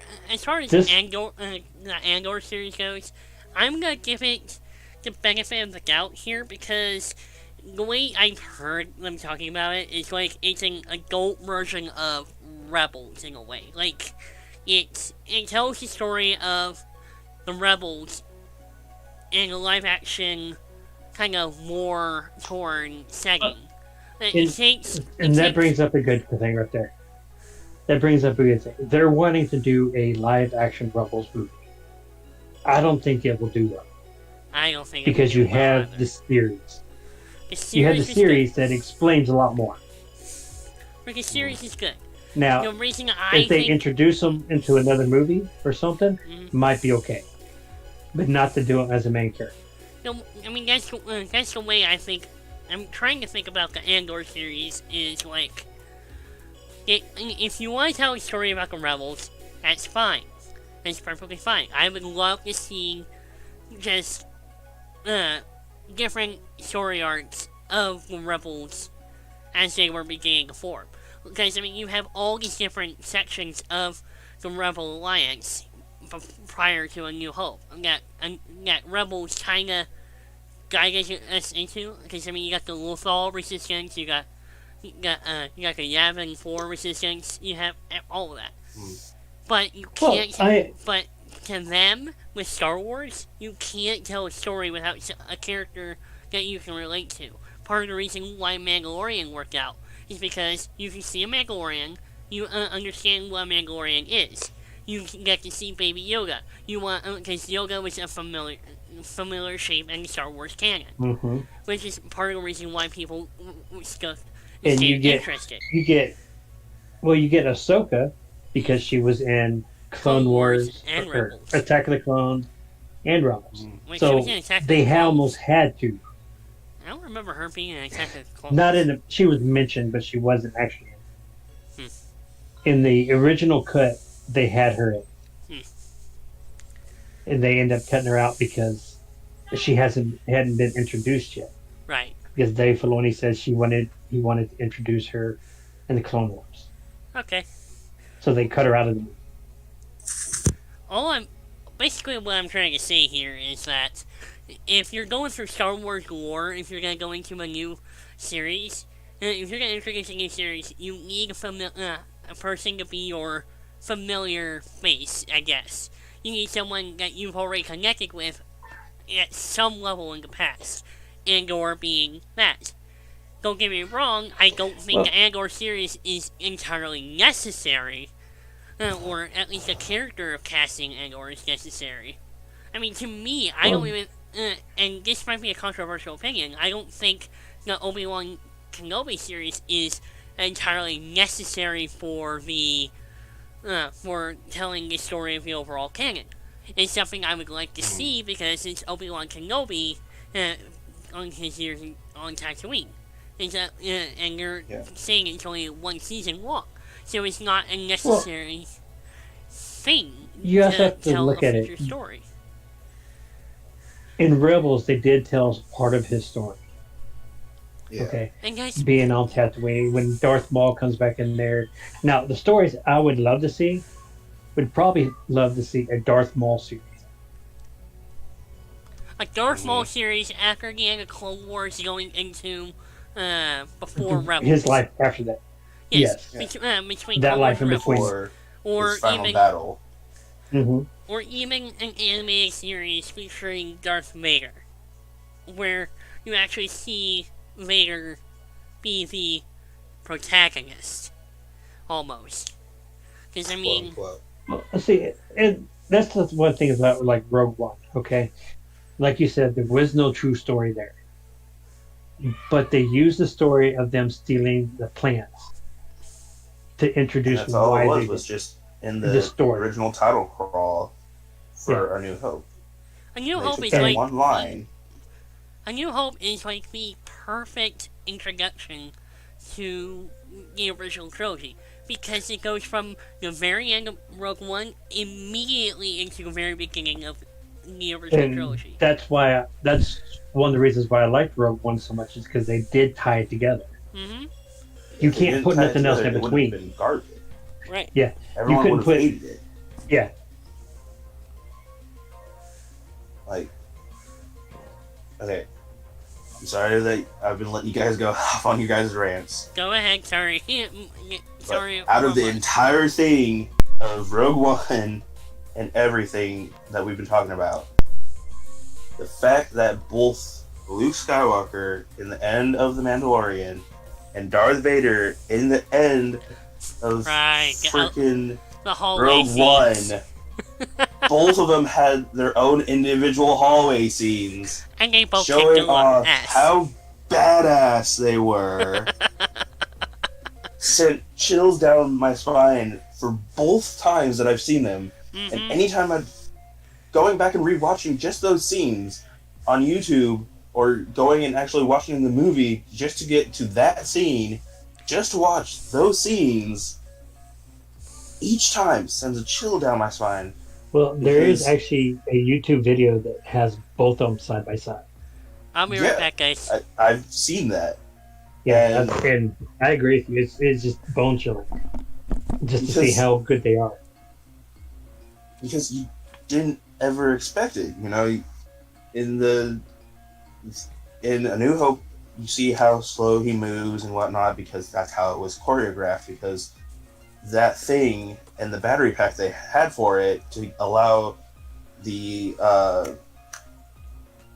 screen on the poles to rotate, so to get that effect, was extremely heavy. So they had to go and work off of that, which is why the movements was so slow. And the fact that they can now just go frame by frame to go and animate the effect on lightsabers nowadays allowed for more fluid movement in their motions, which is why everyone who's seen that scene was just ecstatic to see how the movements were just mind-boggling compared to what we've seen before. Even the scene in The Last Jedi between Luke and Kylo. You see how well he actually is a fighter. Yeah. How Luke was. How he was just moving and dodging and everything. He was basically just taunting him with his movements. So he knew Mandalorian went back and showed, like, Luke is this really big badass. Don't mess with him. Yeah. And in my opinion, the fact that, one, I gotta get this out there, I personally didn't care about The Last Jedi too much. I did like certain things from it, but, it wasn't my cup of tea. But the main fact of basically Luke just taunting Kylo Ren, taunting his freaking sister's child, was absolutely hilarious. It was hilarious. Because the fact that he wasn't allowing him to go and lay a hand on him, and then when you realize, oh, he's not even there, was basically like Luke giving him the middle finger on, I'm not here to go and really fight you. I'm just here to, taunt you, try to go and, lead you on, and then keep you busy for a while. Make you realize, I'm wasting my time with this guy. I should be going out and, stopping these people from escaping, which he failed to do because he was so focused. His sight was focused on Luke. But he wasn't paying attention to it. So all of that kind of reminds me of essentially the failure of Kylo and Rey's arcs in the sequel trilogy. Because, if you look at it, Kylo's arc, and I don't blame Rian Johnson, J.J. Abrams on this at all. It's like, in the first movie, you get the implication that he knows more than he's letting on. You got Snoke there, who's actually threatening, almost, and everything like that. That's the thing I love about Force Awakens. Sure, it was a carbon copy of A New Hope, but it worked for what it was supposed to, what the story was trying to tell.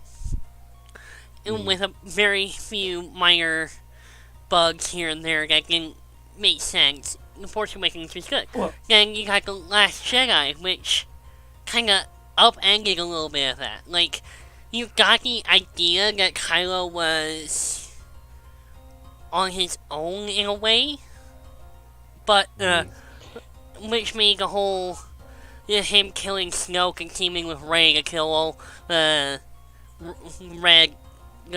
royal guards in the movie, shovelheads and everything. It was a badass scene, but in the story, it didn't make sense overall. To put a side note to that, I would have rather seen another movie in between those two. Mm-hmm. Yeah. To do a little bit more explanation of either another movie or like a short series, maybe 6 episodes that leads between the two. And then do The Last Jedi, and even one in between Last Jedi and The Rise of Skywalker. Mm-hmm. The only thing that kept it from doing those two is where The Rise of Skywalker started off right there at The Last Jedi, where they were on the same thing. I want to ask, I want to present a quick question to two of you, real quick. Can I throw something in real quick? Yeah, go ahead. Just want to. I had this in the back of my throat real quick. I just gotta say, Yoda reappearing in the last movie. Yes, in the last movie, as I like to put it as. One, wasn't necessary, but two, the fact that they did it was, one, fantastic. The fact that he's like, hey, this is what you need supposed to do. You know, this is what you need to do with it. This is how you should go about moving into the future instead of going and, you know,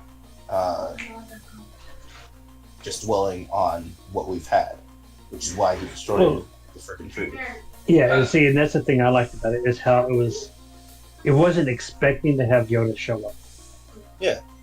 He was just kind of thrown in there, like, and then the way he was laughing about it and everything. Yeah. Because so, I mean, he's like, hey, this is where we failed. Doing all this is where we failed, so you need to move on from that. Yep. And the only reason why I call it the last movie is because, in my opinion, The Rise of Skywalker is kind of a newer movie in my eyes because of the fact of how it was itself. It was almost a whole other series from the other two. Yeah. Mm-hmm. Which is why I consider The Last Jedi. Yeah. Yeah. That's why I call, in my personal opinion, the way Last I Jedi see it, its final movie. The way I see it, The Force Awakens and The Rise of Skywalker are perfect movies for each other. Mm-hmm. Not just because J.J. Abrams did it, but because the storylines fit a lot more than Last Jedi did. Mm-hmm. Yeah. I mean, I like the way that they found Luke and everything else. That was okay. But then it kind of split off to a whole other thing where you're like, they should have ended it there. Mm. Alright, well, before we go on, I want to ask the two of you a quick question regarding this. Do you think The Mandalorian would have succeeded as well as it has if it came before Disney released the sequel trilogy, as well as Rogue One and Solo? Because yes, personally, I mean, honestly, if they had started with all this side stuff first, I think they would have built up a better reputation. Force Awakens, Rise of Skywalker, Last Jedi, they probably would have been received better by the community because you would think, okay, we're getting into this new sequel trilogy. We know what the fans are looking for, and everything like that. And that's it right there. They knew what the fans were looking for from the original series, and that they put that in there. When the new movies come out, it completely went off to the left. I mean, you have your three main core characters, and that was it. Yeah. I mean the only thing that combined them together was the fact that the characters from the original cast were still there. Exactly. And then that was the only thing that made them Star Wars is the fact that they had the original cast come back. Which, in my opinion, I would say that you didn't necessarily need to have the original cast have major roles in it. Right. Like Leia, she didn't have to stay in completely. You didn't have to go and have Leia in all 3 movies. Okay, look at the separation between the prequel trilogy and the original trilogy. In the original trilogy, the only people that crossed over from the prequel trilogy were Yoda, Anakin, Palpatine, and Obi-Wan. If you really think about it. There are the 4 characters that were in the prequel trilogy that crossed over from sequel, and granted, they didn't really have big roles. Like Luke, Leia, and Han having... I'll say this. The prequel series was a good series because it explained where they were at. Why Vader was the way he was and everything else. And why Vader killed Obi-Wan. And why Luke and Leia were there. Right. Okay. I do agree with they shouldn't have done quite so much of the love story. Attack of the Clones had so much wrong with it. It could have been such a better movie, but it didn't. To be honest, it just wasn't. Now, I know in your opinion you didn't care much about Attack of the Clones, but in my opinion, I wanted to actually see where the clones came from and what started the Clone Wars. That's something that was one of the few things about that I did like a whole Obi-Wan versus Jango Fett battle. That was perfect. But knowing that it led to the Jedi versus the droids on Geonosis, that entire final battle that worked but didn't work at the same time. It was so... Well, it did, though. It kind of did, because if you look at it, you see why Boba Fett became the way he was. He would probably never been the badass he was if he didn't see Mace kill his father. Right. He basically was almost on a revenge streak. He was. If they threw it into it. He was. I mean, Boba literally crashed an entire goddamn Jedi cruiser just to get the mace. Yeah. And go for it. The thing is, if you didn't have that, then there wouldn't be any need for Boba Fett to have a backstory. They wouldn't have thrown it into it. But the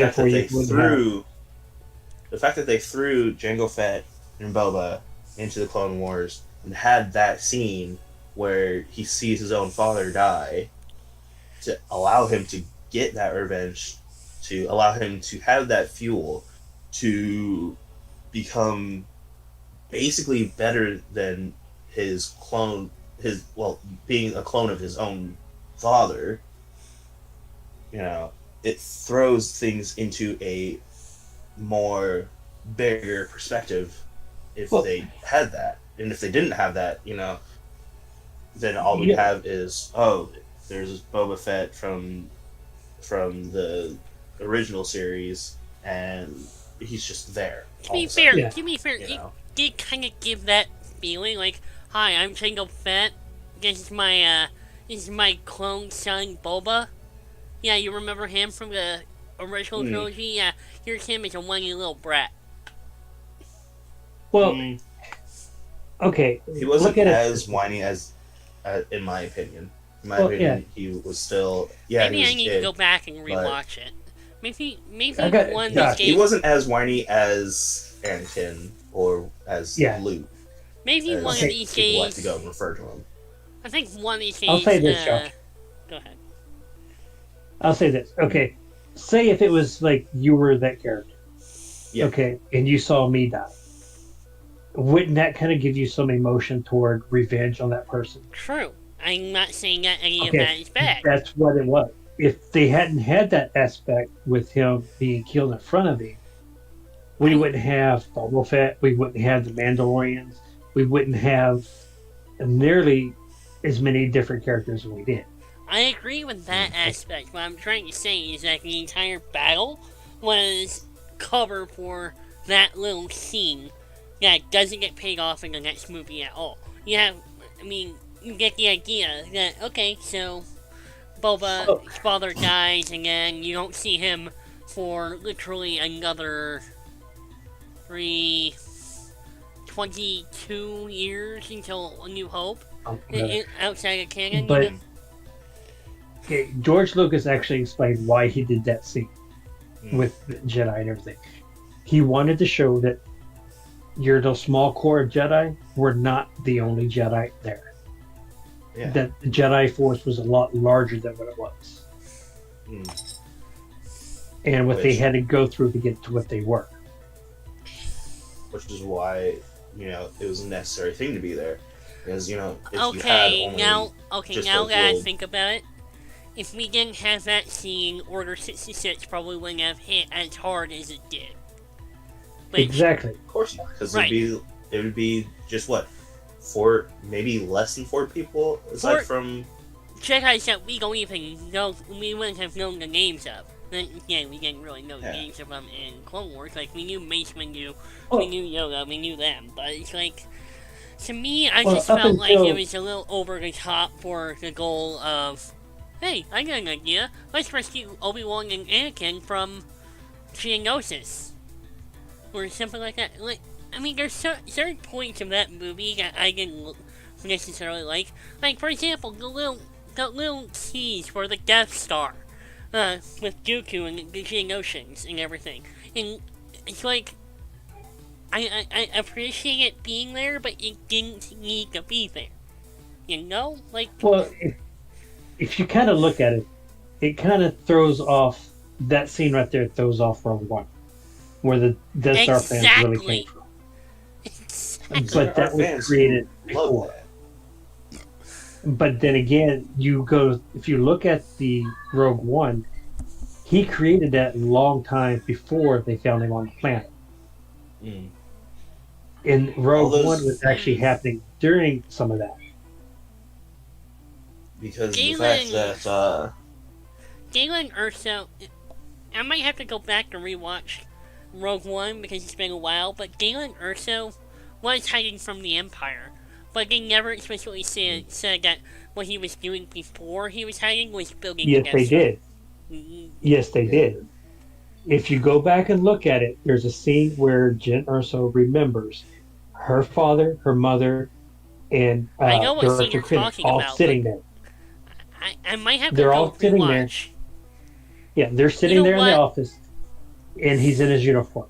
He had created everything prior to it. And he actually sits there and tells Director Krennic that he will not go back to finish the project. You know what?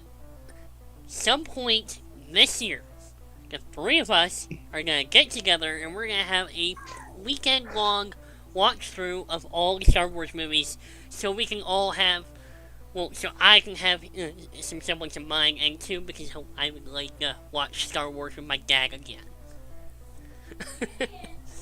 Because, I watched the first episode of Mandalorian with Tony. It's just, Star Wars has been such a big part of all 3 of our lives in the past so many years. My entire life. Pretty much. If you get a chance to rewatch the movie tonight, and you'll see what we're talking about. I'll probably look because into it. Jen Erso is young, so. Now that I'm thinking about it, tonight might not just be Minecraft night. I might cancel my stream tonight because, we're at 2 hours. We just hit 2 hours. This is the longest podcast episode we've done yet. But actually, this is perfectly fine because I love being able to talk with my friends and family for 2 hours in a podcast setting. This is an amazing thing. Part of the reason why I started up the podcast. But all I'm saying right now is, as far as Star Wars goes, is I want to be able to talk and do like a watch through of the entire saga, the Skywalker saga, with the two of you, because we're all three so opinionated about each film in the franchise that you almost have. I know Tony's a little bit older than you are. I'm saying you almost have like 3 generations right here. Pretty much, yeah. Because I mean, you grew up have with my the generation, original. which saw the first one. Tony was around for the prequels, pretty much. I you was came too, in toward, but I came in towards. but you were still too young.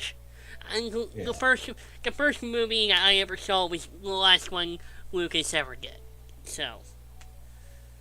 Well, and that's what I'm saying is you have, because Tony was able to understand the prequels a little bit more than you were at the time.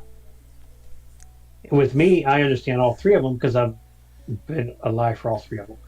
But when I was younger, when the first series came out, I was still very young. Right. I mean, the first movie came out, what, The first 79? movie came out 77. 77, okay. And I was 3 years old. And I went to go see it when I was 3 years old. Jesus. So, and I understood what the movie was about. But until later on when I got a little older and rewatched them again, I didn't quite understand it. Right. Now, with me being older, watching it again, and being in the 501st like you know, I get more of an aspect of what the shows were about. The more times you watch a movie, the more you begin to understand it. It's part of the reason why I like watching with subtitles whenever I'm watching a movie or something. And because you catch dialogue that you wouldn't hear, and that you wouldn't be able to hear before. It's not even that. Each time you watch the movie, you see another scene. It may be the same scene, but you see another aspect of that same scene that you wouldn't have caught before. Like, take some of the science scenes in, like, the prequel trilogy, where sometimes you're focusing... First time you're watching it, you're focusing on Princess Amidala or Chancellor Palpatine.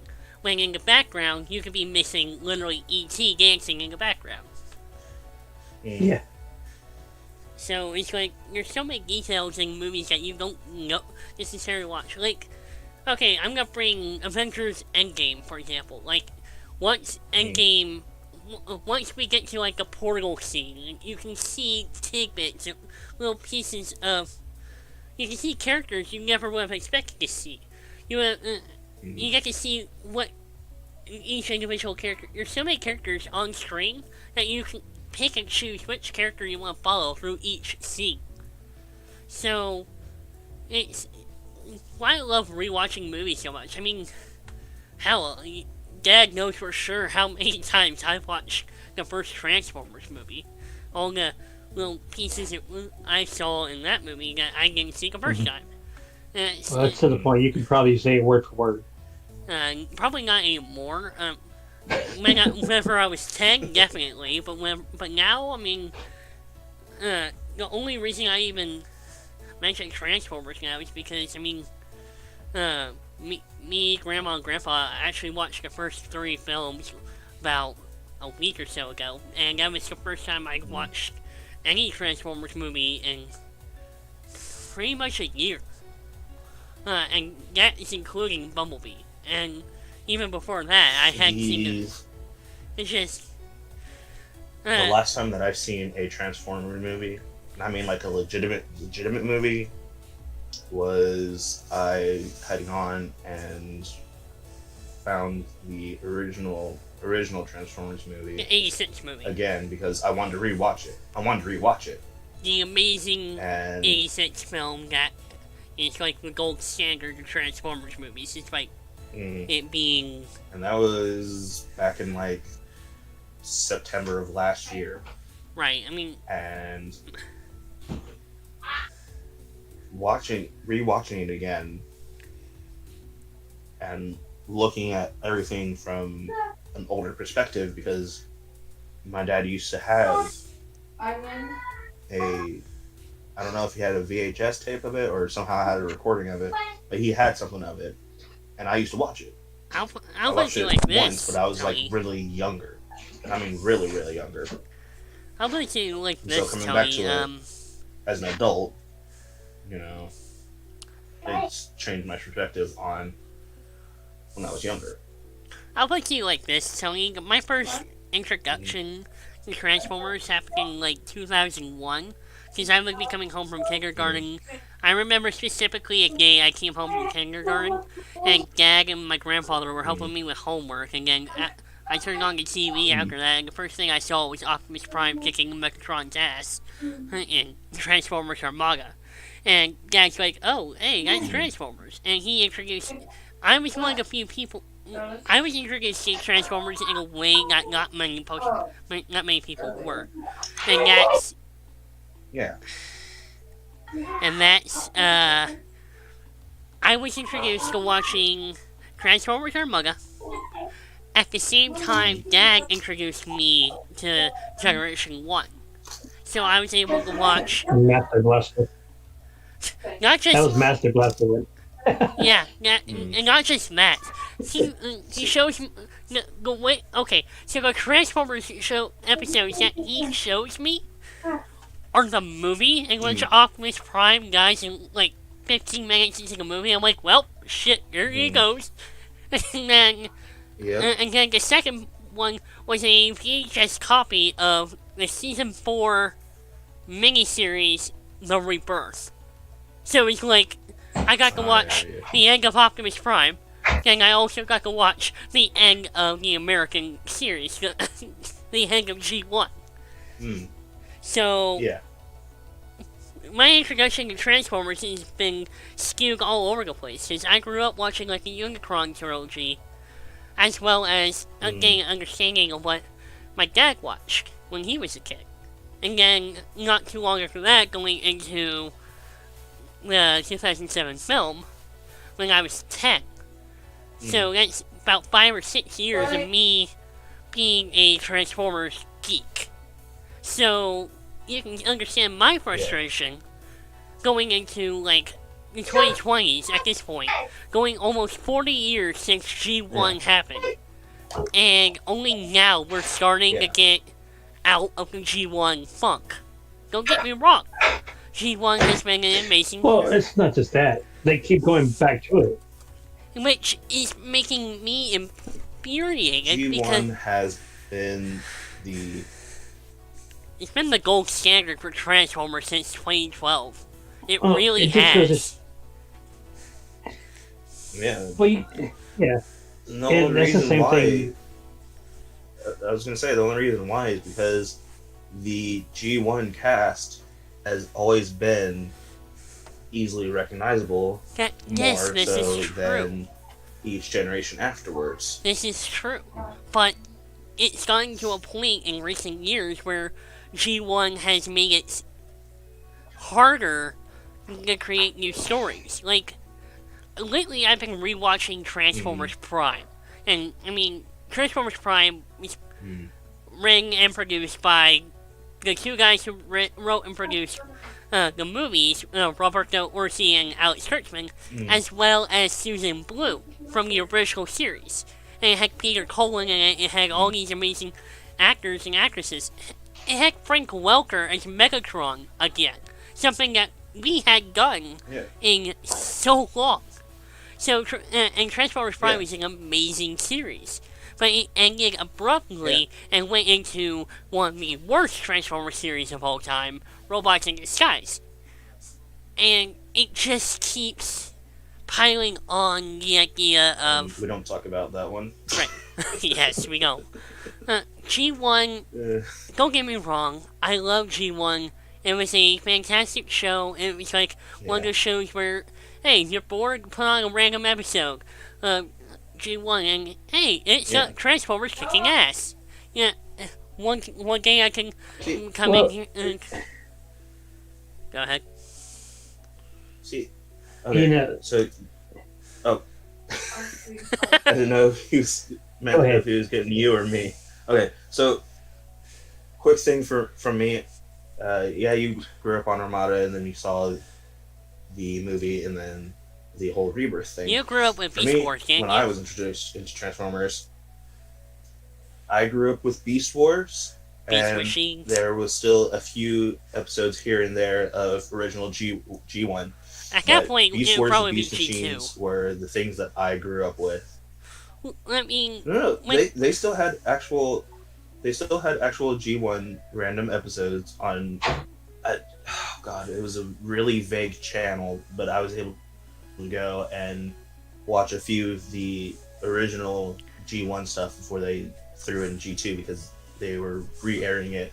I don't even remember the name of the channel, but it doesn't. The name of the channel doesn't matter. Beast Wars matters. Oh yeah, Beast Wars. Beast Wars was something I was not expecting. No one was And expecting the fact that they had Beast Wars come out, and I've seen people absolutely, completely hate on it because they're like, oh, it's not really Optimus Prime and it's not really Megatron and da da da. It's like, but the story is what should matter to you. The story does matter to me. And but also complain about it. The story does matter to me. The story has always mattered to me in the realm of Transformers. In the world of Transformers, the story has always mattered to me. Because, I mean, I personally am excited to find out, to watch the upcoming Beast Wars live-action film. Which is going to be something amazing. If they do it right. Guys, Gary Chalk and David Kay are still alive. Give me Gary Chalk as Optimus Primal. Give me David Kay as Megatron. If you don't do that, I'm gonna throw my popcorn at a damn movie screen. I will ruin the theater if you don't give me Gary Chalk and David Kay. Okay. You know they're not going to do it, though. Why the hell not? Like, why the hell wouldn't they? They're both iconic voices of their generation of Transformers. Same as Peter Cullen and Frank Welker. It's not because, you know, they're the best characters and are known for that. It's going to be because of the fact that they will find someone who can almost iconically sound like them, but it's not them. It's going to be some unknown person who probably wants to basically get their place in movies. And that's usually what happens with certain movies. You'll find someone who sounds like the only reason why you're saying that is because we got Jake Fushi and whoever his name is playing Optimus and Megatron and the more recent cartoons and everything. Because I'm not saying that. I'm not saying it because of that. The reason why I'm saying that is because they could have gone and done, you know, the original voice actors. I'm sorry, I'm taking it back to Star Wars. They could have gotten Hayden Christensen redoing his role as Anakin Skywalker. Same thing with Ewan McGregor, but the thing is, it also deals with how much the actors are asking for that role again. Granted, that's true. I mean, now that I think about it, think about all the things that they had to do with Robert Downey Jr. After he got so big. I mean, he was asking for like $10 million just for a small cameo of Black Widow, or something like that. Yeah. So, but the thing to me is that as much as people wanted Peter Cullen as Optimus Prime in the movies, which, granted, that was an amazing play, Peter Cullen as Optimus Prime is a mainstay. But you and I both grew up. You gotta look at it this way, too, Josh.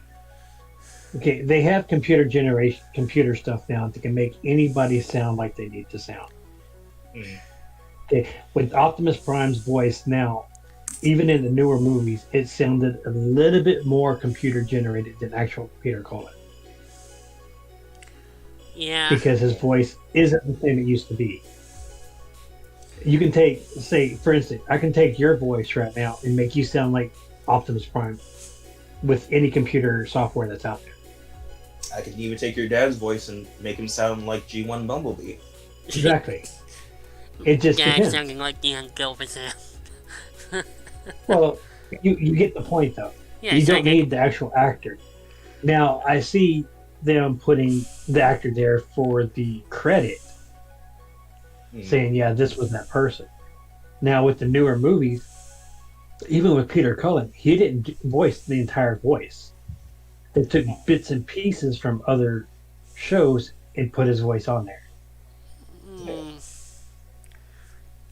Okay, I mean, look what they do with with Rogue One, or not even, yeah, with Peter Cushing.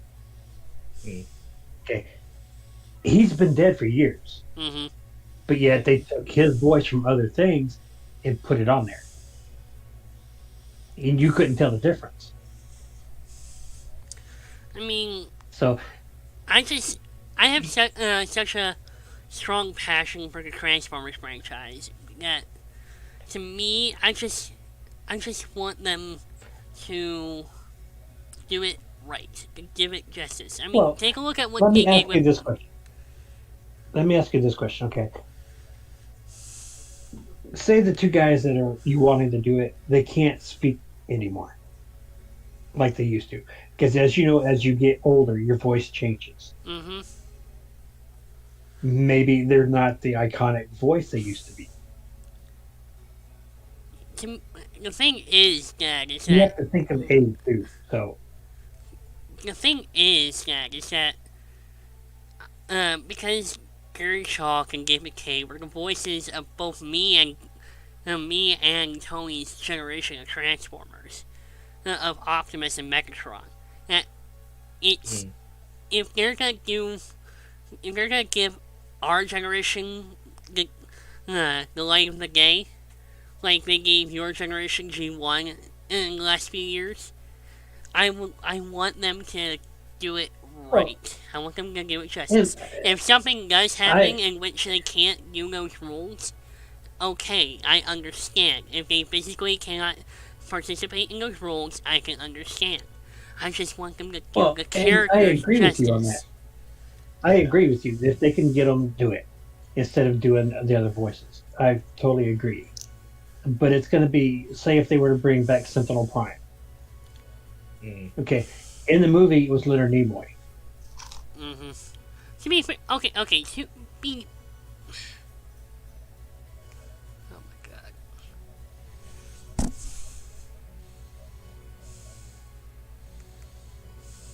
Have Sentinel Prime come back. Is basically just go and cut as much as you can from different things that he's either been in, or find another voice actor and use a program to basically fix it up. To be fair, exactly. To be fair, Leonard Nimoy voiced Galvatron in the '86 film, but then they had Frank Welker come in and do Galvatron's voice for the remainder of G1. So yeah, that's been done before. You can always have a voice actor come in and do the role the way you want them to do. Like, okay, in the original movie, they wanted big name actors to do the characters. Right, you got Judd Nelson as Hot Rod, you got John Buscema as Blur, you got Robert Stack as Ultra Magnus, you got Leonard Nimoy, you got freaking Orson Welles voicing Unicron of all people. Well, and that's the reason why it was. That's the reason why it was so big, is because they had those big names. Now with the TV series, they can do whatever they need to do. Right.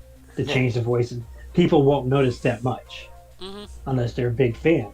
Now over the years, if they keep changing the person's voice, people are gonna know. Yeah. So they try to keep as close as they can. Sometimes the actors may not want to do it. Yeah, sometimes the actors may not want to come back.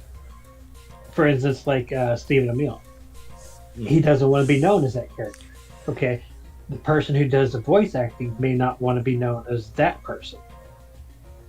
The way I'm looking at it here right now is that I want justice for the characters. If the person comes in to do it, okay. I just don't want people, if they're bringing in new people, new voices and everything, I want them to be them, not recreations of, like, lately we've had Jake Belushi doing his best impression of Peter Cullen. Sometimes he does it perfectly spot on. Other times he does it like so much of a caricature you think it's Saturday Night Live. And yeah, and that's the issues with new people doing it. I mean, I agree with you that you want the original characters that you grew up with. Okay. But you have to also keep in mind that they're much older. Their voices are still not going to be the same. Right. Plus, they may be dead, or they may not be able to do things with the studios that they used to do. A lot of studios don't want older actors to come in. The point that the thing I'm using in my head to help me kind of describe what I'm trying to get to is in Transformers Animated, which is what some of the fans are considering one of the best Transformers shows ever made. They had David Kaye come in and voice Optimus Prime. His voice was so different from like Peter Cullen and Gary Chalk's voices at the time that it wasn't. It worked for Optimus Prime in a way that shouldn't have, but it did. So, I'm trying to say is, if you get a new actor to come and do the role, okay, I'm okay with that. I really am. Yeah, I just want but they have to be close to the original. Yes. I don't want them to be. I agree. I don't want them to be close to the original voice. I want them to make the role their own, while also also trying to bring the character to life in a way that no one else has done before. Essentially, it's like, I want the character that I grew up with, but I also don't want someone to come in and make a fake portrayal of this one person's voice. If that makes any sense at all. I don't want I don't want a recreation of Peter Cullen. If you're gonna give me a recreation of Peter Cullen, just get freaking Peter Cullen. Well, you see, and that's the issue that a lot of people are having with that kind of stuff. Is you have somebody new come in, they're so used to the original actors playing it, that when the new actor does come in and try to make it their own, they quit watching. That's why whenever you had Rebels and Clone Wars come in, you had the same guy playing like Obi-Wan, who sounded so much like him that it worked, even though you knew it wasn't Ewan McGregor, because it was a little bit off. I've seen in my generations, I've seen people come in and try to do certain cartoon shows and stuff like that, where you know the voice is so much different, it just turns you away. Yes, I understand that. Like I'm trying to say, if they get a new voice, I want them to make it their own. Don't copy what someone has done before. I understand the idea of, okay, if it's such a jarring difference from what you're used to as far as this character is, okay, I understand that. Bring it back a little. But I don't want an actor to come in with a voice that is supposed to replicate Peter Cullen or Gary Chalk, or David Kaye, Hugo Weaving, Frank Welker. I want a person to come in because their voice for Megatron or Optimus or any of these other characters actually works for the character. Like, and I agree with that. The voice of a person... A person's voice is half their character. Yeah. Well, for instance, like Sam Witwer with Darth Maul. Okay. Sam Witwer. He is the voice. Yeah, he is the voice of Darth Maul. I mean, yes, you can't think that. You cannot look at Darth Maul and not think Sam Witwer anymore. Exactly. And then, even in the movie Solo, they put his voice over Ray Park's. Now, if they could have done his voice in the original movie, they probably would have done it too. I'm actually surprised they haven't done that in like the Disney releases, Well, Disney Plus releases, but you know what? It's because people would notice too much of a change on it. Yeah, well. And you got to remember, the 6 original movies are not Disney, so therefore they cannot mess with it. Yeah, only Lucas can. Yeah. Which is why George Lucas added the whole McClunky scene. Yeah, well.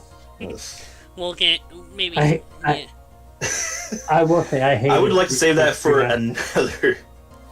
I would like to say we should save that kind of stuff for another podcast. For next week's podcast. Things that we dislike about Yeah. re-edits of things. Like next There goes week, another 5 hours. Okay, tune in next week to the DSC-CAST podcast where we just rip the original trilogy reissues to freaking shreds. Because... Pretty much. Tune in at like 3 o'clock in the afternoon because we're going to be here a while. And you'll still hear it till 10 o'clock. I mean, we've been going for literally 2.5 hours at this point, and it's 6 o'clock. Grandma needs to come in here and cook something or whatever. Yeah. So, Yeah. I'm gonna go ahead and say, oh, excuse me, if there's nothing else anyone wants to talk about right now before we end the podcast, then maybe it's time we, end the podcast while people are still freaking awake. There's only one thing that I want to add as we end this thing, but it needs to go at the end. Okay. Daddy, you want to add anything? You want to say I'm good. I'm good right now. Alright, Tony, you're up. Alright.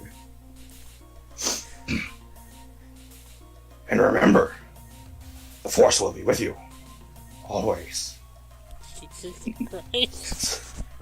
That's terrible, but that is my best Yoda impersonation. Literally, there's only one person in this entire group that has a decent Yoda voice, and that's Daniel. He can pull off a Yoda voice, and he hasn't watched any of the Star Wars movies.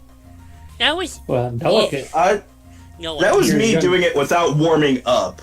I can do a somewhat better if I had time to go and warm up, and this is towards the end of the podcast. Okay. I'm sorry. So sue me, okay? Okay, my lawyer will be in contact. Okay, good, thanks. Okay. Just to let you know, I'm going to be countersuing for defamation. Alright. Neither one of you guys do anything, so it ain't gonna matter. Alright. Alright, ladies and gentlemen, thank you for tuning in to this week's episode of the DSC-CAST podcast. We will be back next Sunday at 3:30 p.m., barring any technological difficulties like we had today. Hopefully next week we'll probably have either Daniel or, hell, even Harrison in here to help discuss some stuff with us. I don't know. I'm going to have to do some planning.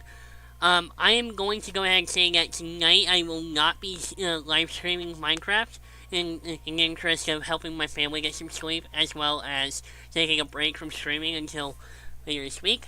I will be streaming tomorrow night on the SMP. Hopefully I can get Dad and Tony to come in there and we can do some cool stuff there too. So yeah, there's that. Check out me on Twitter at CallonAzuli4968. Check out Dad at JDSeward1. And check out Tony over here at nerd_Tony, all on Twitter. And we will see you next week for the podcast. What's up?